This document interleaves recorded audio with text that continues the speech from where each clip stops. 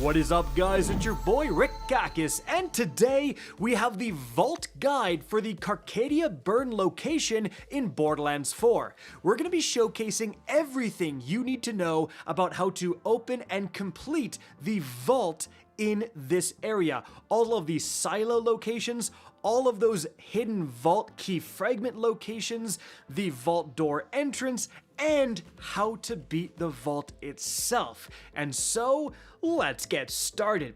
Now, I have already made a vault guide for the Fadefields area in Borderlands 4. If you haven't seen that, definitely check it out, linked right up above. And to quickly explain the process of unlocking these vaults, you find the silos. When you activate them, they give you an area where the vault key is located. You got to go around the area and try to fill up the bars in the corner of your screen as you're getting closer.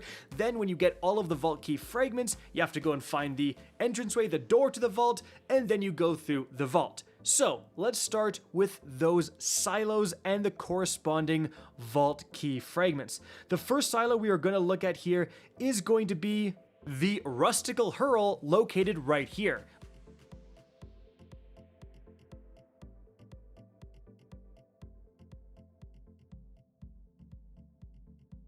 When you activate this silo, then you're going to see this area appear on your map. So head over there, and specifically the vault key fragment is going to be located, and you're going to see how I get there in the background gameplay, but it is going to be located like on this dinner table on this building right here, guys.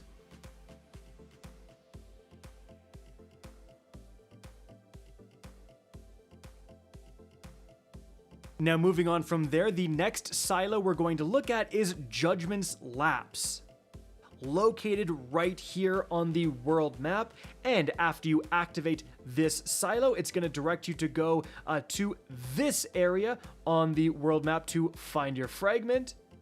And in terms of the actual fragment location, as you can see, we're up on this cliff with a bunch of buildings, and this cliff overlooks kind of like a lake, a bunch of water. You head down to this water, and you can actually kind of see these like glowing balls right here, and amongst them in this kind of little cave here under the cliff, we have the vault key fragment, guys.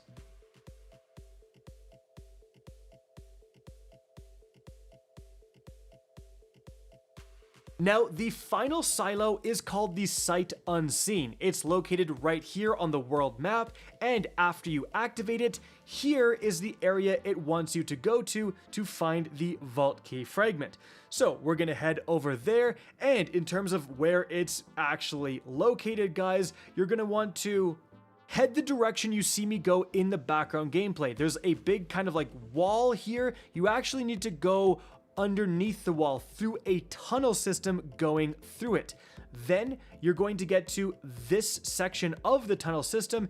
You can actually grapple with this object, with this like grate, and open it up, allowing you to go deeper into this tunnel system. So you drop down there, and here we actually find the vault key fragment, guys.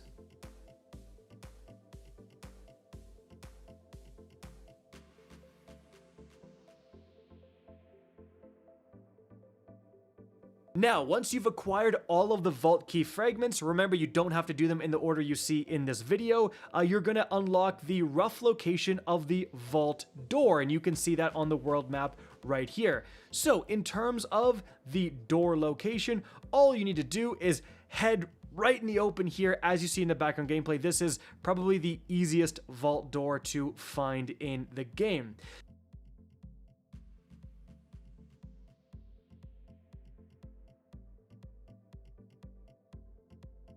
And once you get there, you interact with this object, put in your vault key, and then you're going to open up the Vault of Radix. So, in terms of what this vault is all about, beating this vault, first of all, you're going to make sure to pick up the quest at the very beginning, and then you're going to be hurled across on these like man cannons to a bunch of different areas. The first few areas will simply be ad clearing. There are some more powerful enemies like badass enemies that do show up, but nothing too insane. Now, after you do complete one of these ad clearing areas, guys, you're gonna have a new man cannon, a new jump pad that unlocks, and that will hurl you to a mid section. So you have a section where you're fighting enemies, then you're gonna go to a section that usually has some ammo crates, a respawn zone, and then you're gonna be able to go to another area with a bunch of enemies. So it's fighting, then it's kind of a rest zone, then it's back to fighting, and it just alternates on and off.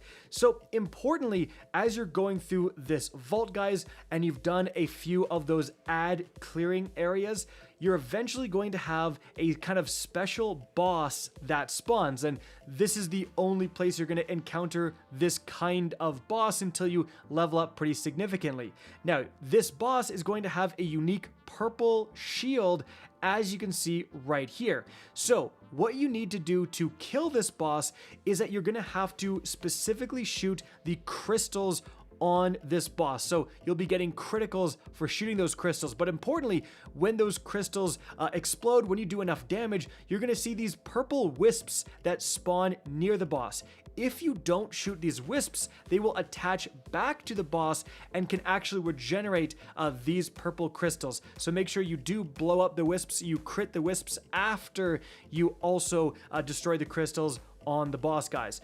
But eventually you're going to take this guy down, and then we get to the proper boss fight. I should say there is going to be the chance to get health and ammo before you jump to the boss with these vendors. Oh, and by the way, yeah, be sure to be checking your vendors. They sell legendaries quite a bit, as you see in the background gameplay. But in terms of the Vault Guardian, the big boss at the end, what are the mechanics this boss has that you should be aware of? So, the first thing the boss is actually going to do is cause a bunch of rocks to swirl around him.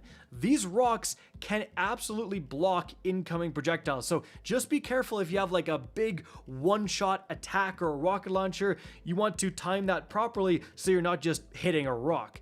Then these rocks are going to kind of swirl around, and the boss will start doing an electrical attack on the ground, as you guys can see right here, and this will go out in waves. You want to avoid this, and you can see there are some rocks that you can jump on to just be above this wave. Just stay up there and you should be safe.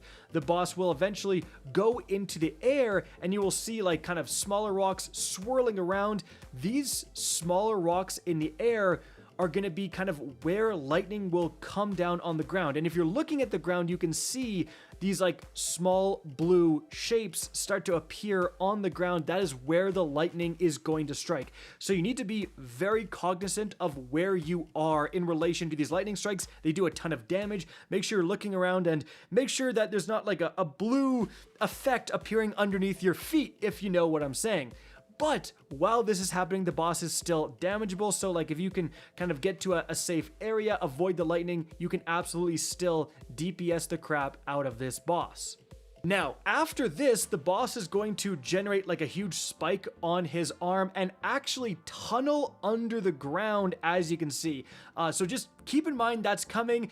Don't call in a big attack. Don't use your super right when he's about to disappear and become undamageable under the ground. But he is going to do a little bit of a travel maneuver here. He's going to come back up, and then you can just damage him again. But just keep that in mind. He will like keep disappearing if you aren't doing like enough damage to kind of kill him.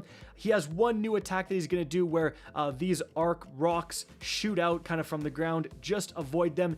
And then he's going to start repeating some of these mechanics like the lightning strikes. So that is pretty much it for all you need to know about this boss. So once you do enough damage, guys, you will take this boss down, get a bit of a loot explosion here, and then importantly, when you grapple through this like purple object, you're going to be teleported to like the really final zone. Make sure to grab this permanent upgrade here. For us, it was actually the regen delay for your glider. So every time you beat a vault for the first time, you get a massive glider upgrade, and you get some chests here as well. And I want to mention these chests because very importantly, guys, once you kind of use another one of these purple objects, you go back to the starting zone, you have the Moxie's Encore that you can buy. This will just respawn the boss. Guys, if you had no problem killing this boss, I would highly recommend doing it again. the Moxie's Encore is going to cost nowhere near the amount of money compared to the money you're going to generate from the loot you can just pick up as junk and sell it immediately if you want.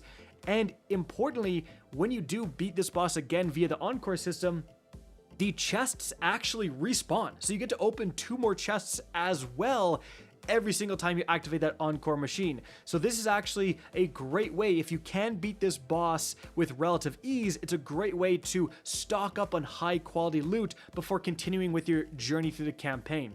And guys, that's gonna be it for the video. Hope you enjoyed and found this informative. If you did, please remember to help me out by simply rating and especially sharing this video. If you guys want to see more Borderlands 4 content, let me know in the comment section down below. And if you guys want to get in touch with me and keep up to date with the latest channel activity, the best way is to follow me on Twitter at RickCacus, that is linked in the description of the video. Again, I hope you enjoyed the video, and as always, have a good day.